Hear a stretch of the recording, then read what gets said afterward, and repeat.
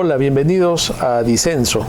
El día de hoy tenemos un privilegio y es estar en compañía de Walter Brunke, un conocedor de la doctrina de la Iglesia y un hombre que de alguna forma ha dedicado su vida a estudiar la doctrina, a difundirla y a poner en práctica en su vida personal y social lo que es la doctrina social de la Iglesia y también, como no, el social cristianismo y también el catolicismo, porque desvincular una cosa de la otra es imposible.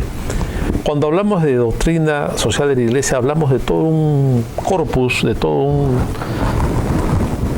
un andamiaje que viene desde la Rerum Novarum y las demás encíclicas sociales, y para que nuestro público empiece a ponerse en el lugar y a entender de qué estamos hablando, Walter, yo te pediría que definas qué es la doctrina social de la Iglesia. Bueno, más que definirla, me parece que es importante describirla. La doctrina social de la Iglesia Católica, propiamente hablando, no es más que el contenido de la enseñanza que el magisterio de la Iglesia ofrece a los católicos en materia de ética social. O sea, en realidad constituyen criterios con escalas de valores, conjuntos de principios, para orientar una convivencia que se adecúe a lo que somos, personas humanas. ¿Y tú crees, Walter, que en este momento esa doctrina está vigente?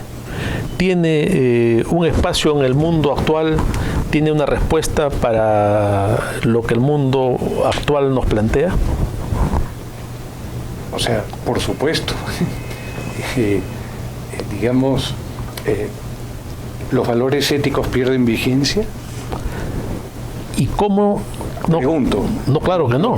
No, nunca, ¿no? O sea, pueden supuestamente dejar en su mayoría de ser observados por las personas, pero las verdades éticas nunca pierden vigencia. Y si hablamos es decir, vigencia, la doctrina y la tradición y la enseñanza de la Iglesia que viene de siempre, nunca la va a perder. Pero cuando hablamos de vigencia en cuanto a lo que la sociedad moderna entiende por la familia, por la sociedad, por el Estado, cómo llegar a esta sociedad actual con la doctrina de la Iglesia. ¿Es una doctrina que tú crees que tiene una vigencia en términos de que la actual sociedad la puede abrazar y la puede entender y la puede poner en práctica? Sí, por supuesto que sí. Sin embargo, hay que explicar que se requieren ciertas condiciones. La primera condición es, me interesa tener una idea real de lo que es la doctrina social de la Iglesia, o me voy a guiar por lo que otros dicen que es. Primero. Segundo, si tengo preocupación por encontrar la verdad, me preocuparé de acercarme y conocer esa doctrina en toda su complejidad, porque es tan compleja como simple y vasta, porque, abarca casi todas las aristas esenciales y más importantes para la convivencia social. Entonces, el punto principal es volver a acercarse. En un mundo, en la actualidad, en donde la idea de un pluralismo cerrado en sí mismo hace difícil esa tarea. Porque hay dos tipos de pluralismo. El pluralismo centrífugo y el pluralismo centrípeto. El pluralismo centrífugo desintegra la sociedad, porque cada quien tiene, digamos,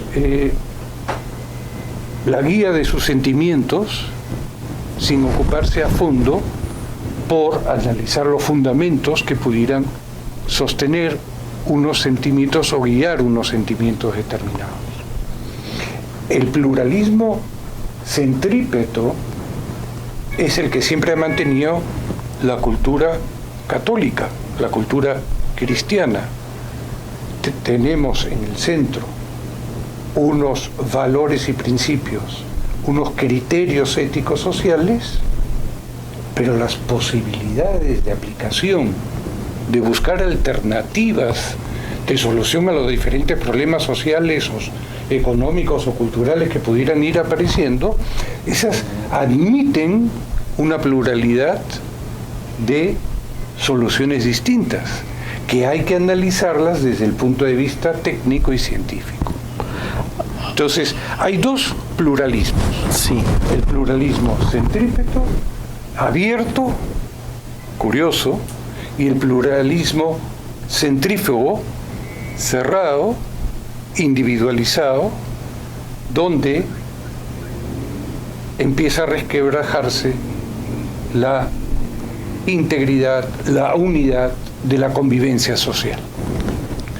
Que este último estaría más difundido hoy en día, ¿no? Totalmente, claro. Y es el campo, el caldo de cultivo ideal para todo tipo de relativismo, tanto moral, político, social, que es un poco el otro lado o la vereda al frente, ¿no es cierto? Así es. ¿Qué respuesta da el socialcristianismo a este mundo que está un poco anclado en ese relativismo que ya fue denunciado en un texto extraordinario por su santidad Benedicto XVI, ¿no? Sí. Mire, es real esa creencia tan puesta en boga, tan de moda hoy en día, que afirma la tesis de que las verdades morales no pueden ser conocidas. Pero sí, todos los días en los noticieros estamos constatando verdades morales. No se debe matar, no se debe violar, no se debe, etcétera, etcétera, etcétera, etcétera. Existen verdades morales. Entonces, el hecho de decir que cada quien tiene su verdad, basado en un escepticismo nociológico o de conocimiento, es decir, el ser humano no es capaz de conocer la verdad moral. Y yo respeto tu verdad, tú respetas la mía, ¿no? Exacto, tú tienes tu verdad, yo tengo mi verdad, hacemos, y entonces entramos a esa democracia atomística, donde no hay una unidad, sino hay la fuerza del voto. Así sea irracional. Entramos, ejemplo más claro, la época nazi. Hitler, quieren que sea el Führer, me dan plenos poderes, me dan la capacidad de legislar.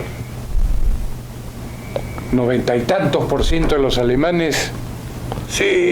Que es un formato que se va repitiendo además, ¿no? Por supuesto, siempre, ¿no? En varios casos. Sí. Es que es tremendo, pero hay que, mire, hay tantas injusticias cometidas por historiadores que no conocen bien la historia, en el menor de los casos, frente a los aportes de la cultura católica. Te voy a decir un solo ejemplo. En la época del siglo XVI, a fines del siglo XV, ciertos imperios se dedicaron a descubrir mundos, colonizar países más débiles y todo. En el siglo XVI, los únicos que se plantearon qué eran esas personas que se habían encontrado en el Nuevo Mundo, si eran humanos o no eran humanos, si tenían dignidad o no tenían dignidad, si eran iguales o no, fueron los españoles. Y llegaron a la conclusión de que sí. Y hay que leer las ordenanzas de Isabel la Católica II, defendiendo la propiedad de los pueblos conquistados. Esos debían ser intocables. Y además decirles que no eran esclavos, sino eran súbditos. Tan súbditos como los demás españoles. Es curioso, único caso en la historia. A partir de ahí surge el derecho internacional. Fue, digamos, la preocupación católica decir, si el ser humano es un ser creado a imagen y semejanza de Dios, todos los seres humanos somos ahí.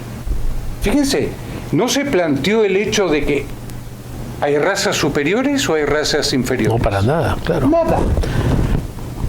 Pero la leyenda negra... ¿Quién creó la leyenda negra? Los ingleses. Claro. Porque estaban en pugna política con España, obvio, ¿no? España pierde la guerra. Y se impone la leyenda negra. Bueno, y siempre la historia la escribe el vencedor. Por supuesto. ¿No? Entonces, bueno, pero la gente cree a pie juntillas esta leyenda negra. ¿no? Bueno, sí.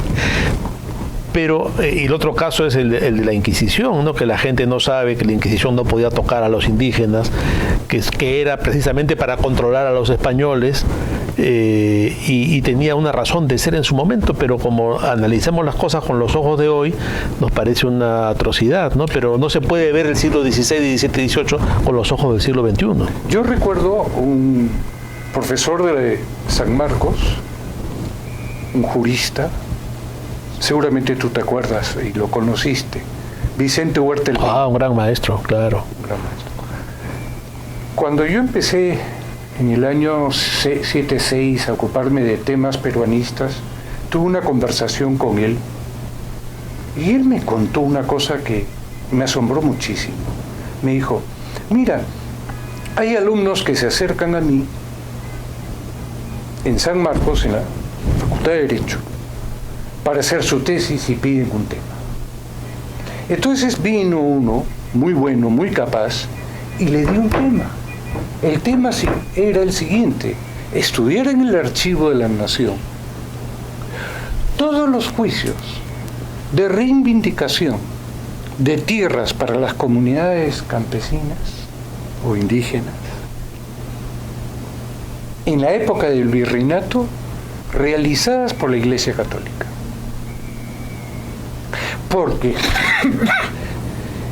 Isabel II, desde el saque, había presentido que los sabios, inteligentes, podían quedar tentados en aprovecharse de la ignorancia de las personas de las comunidades campesinas y quitarles las tierras, cosa que en la práctica, en muchas zonas, empezó a pasar. ¿Y quiénes sacaron la cara por las comunidades? Los sacerdotes. La iglesia, claro. La iglesia. Y están los autos, las resoluciones, las sentencias de devolución de tierras. ¿Y cuándo muere eso? ¿Cuándo desaparece esa protección? Con la República. A veces es un tema con la República, ¿no? Con la República. ¿Por qué? Porque entró el asunto rusoniano abstracto, el liberalismo abstracto de que el individualismo, ¿no es cierto? Claro. Tremendo. Entonces, y después viene toda esa desidia ante una enorme porción de peruanos que estaba en total desventaja humana frente a los que tenían educación, frente a los que tenían desarrollo material y todo lo demás, y se olvidaron de ellos durante más de un siglo,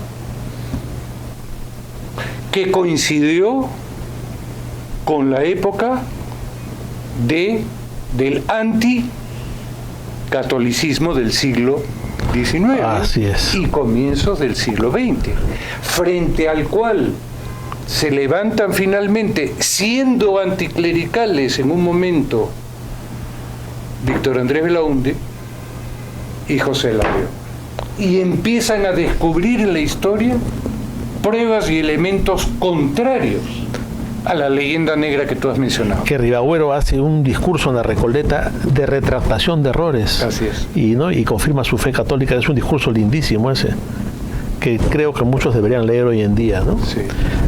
Walter, volviendo un poco a la actualidad, ¿cómo compatibilizar una enseñanza de la doctrina católica?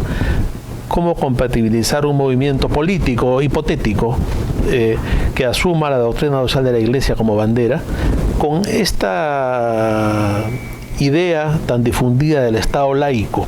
Porque van a decir, claro, ¿cómo viene usted con una doctrina de una iglesia si el Estado está separado de la Iglesia? ¿Y cómo es posible que usted quiera enseñar a los niños la doctrina cristiana, que eso atenta contra su libertad? Porque estamos en ese mundo, ¿no? Incluso se habla de que estamos en una sociedad post-cristiana. Entonces, ¿cómo hacer y cómo fundamentar un movimiento político que se base en la doctrina social de la Iglesia, que estamos viendo que tiene total vigencia, pero frente a unos contrincantes que van a sacar la banderita siempre útil de la separación de la Iglesia y del Estado, y del Estado laico, que es una ficción en realidad, ¿no? Porque yo siempre les digo, el Estado puede ser laico, pero la nación es católica, desde su constitución y desde su razón de ser. ¿Cómo ves ese tema? Mira, ahí lo importante es comprender lo siguiente. El cuerpo de ético social que compone los contenidos de la doctrina social de la Iglesia están dados para toda la gente de buena voluntad y no solo para los católicos. Quiero decir, si este fuera el cuerpo de la doctrina social de la Iglesia escrito acá y le quitamos la etiqueta de doctrina social de la Iglesia Católica, ¿ok? Lo dejamos y decimos filosofía social o ética social, y se lo damos a un judío, a un árabe, a un sabe Dios qué, agnóstico, ateo, estoy seguro que van a estar de acuerdo con muchas cosas. Está claro, porque no está, claro que sí. no te está diciendo, la elaboración ético-social no es una elaboración de la fe, es una elaboración de la razón iluminada por la fe, pero que te dice, mira, esto es importante, pero no es suficiente, y ahí viene la parte propiamente católica. Es necesario también tener un fuerte cimiento de creer en un Dios personal, en un Dios trascendente. ¿Ok? Pero esa es la parte teológica que corresponde a la Iglesia propiamente dicha, no y a cada uno en su ser personal, ¿no es cierto? Y personal, y no a los ciudadanos como ciudadanos. ¿Ok? Esa es una primera. Segundo, la doctrina social de la Iglesia es aplicable a Gambia, a Zaire, a Singapur, Uruguay, Perú o Estados Unidos. En todo el mundo es universal, tiene carácter universal. Por lo tanto, en la doctrina social de la Iglesia Católica no vas a encontrar soluciones, vas a encontrar directrices éticas. Punto. Lo que tiene que hacer cualquier partido que se precie de ser, digamos, de estar de acuerdo con la doctrina social de la Iglesia, es coger la realidad de su país, estudiarla a fondo, analizar, definir alternativas y decidir por una alternativa para proponerla a todo el país. Claro, porque nadie podría estar en contra de defender la dignidad de la persona, el valor de la vida humana y del trabajo, que es lo que la doctrina es enseña, una ¿no? doctrina política. Se lo repetía una y otra vez a los del PPC. Cuando fui secretario nacional de doctrina del Partido Popular Cristiano y después secretario nacional de formación y capacitación, en los años 80, jovencito, le decía, hay que explicar los asuntos. Recuerden ustedes que los partidos demócratas cristianos americanos, con la excepción del PPC, que fue una decisión del Partido Demócrata Cristiano Peruano, se dirigieron todos hacia el colectivismo. A ver, has tocado un tema muy interesante. Interpretaron y quisieron aplicar directamente las directrices éticas como solución a cada país. Y se estrellaron.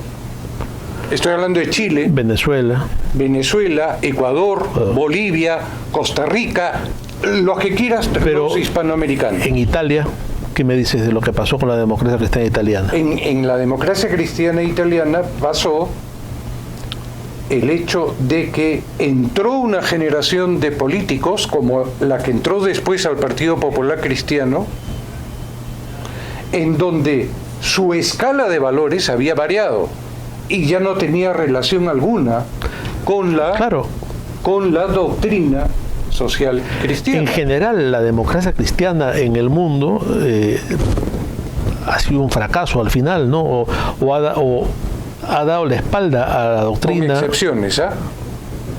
La democracia cristiana alemana, sí, altos y bajos. Sí, claro, sí. Mientras que estuvieron los viejos, los fundadores, Sí. salieron e hicieron el milagro económico alemán.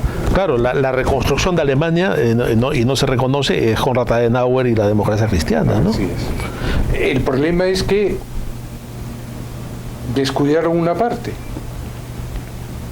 Y esa parte es: no se puede dejar de formar y cultivar los valores morales y las virtudes en la población. ¿Por qué? Porque la sola razón tú la puedes entender.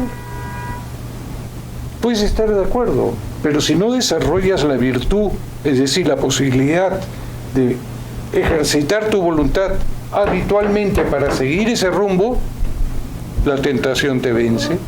Así es. ¿No? Ahora, aterrizando a la actualidad política peruana, ¿cómo ves?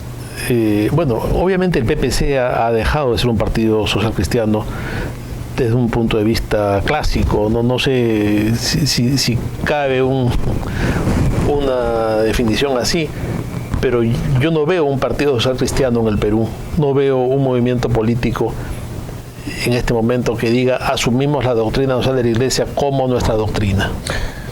Yo pienso que dentro del PPC quedan grupos humanos que sí son, digamos, más conscientes de la doctrina social cristiana. El problema es que desde hace algunas décadas, y esa fue la razón por la cual yo me retiré del PPC, el partido fue copado por pragmáticos, pero que usaban la etiqueta "soy social cristiano". Claro. O pragmáticos que iban a la Marcha por la Vida y hablaban, cuando por detrás reían en su momento de la... ¿Me explico? Entonces, el fariseísmo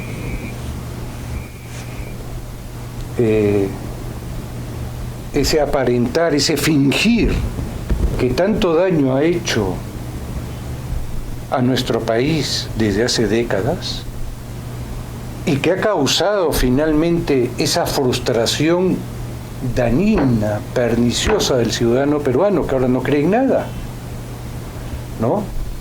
Tiene su razón en esa incoherencia entre lo que se piensa, lo que se dice y lo que se hace.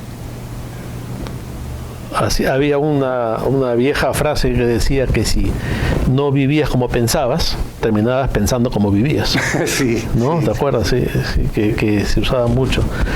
Walter, lamentablemente el tiempo se nos ha terminado. Ha estado interesantísima esta entrevista. Creo que quedan muchas ideas y muchos temas para seguir reflexionando. Ojalá que podamos invitarte y tenerte nuevamente en otro programa, porque creo que hace muy bien a la gente escuchar las verdades dichas con tanta calidad y tan profundamente como tú lo has hecho hoy día. Soy porque ha habido muchas personas que ya no están en este mundo, que han hecho tradición de su enseñanza, como Vicente Ugarte El Pino, que le hemos mencionado. Así es. Por ejemplo, como Ernesto Alaiza Grundy, como Mario Polar Ugarteche, nuestro querido Antonino Espinosa, como Antonino Espinosa, sí, o como José Agustín de la Puente, o como Víctor Andrés Belaunde. Así es. Y hay que cumplir con entregar a las nuevas generaciones esa tradición. Y bueno, y en eso hay que estar empeñados. Walter, te agradezco mucho. A usted. Nos despedimos de este programa que creo que ha sido notable de disenso, y queda el compromiso de volver a tener a Walter Brunke en otra ocasión para seguir profundizando en estos temas. Gracias, amigos, y nos vemos en otra edición.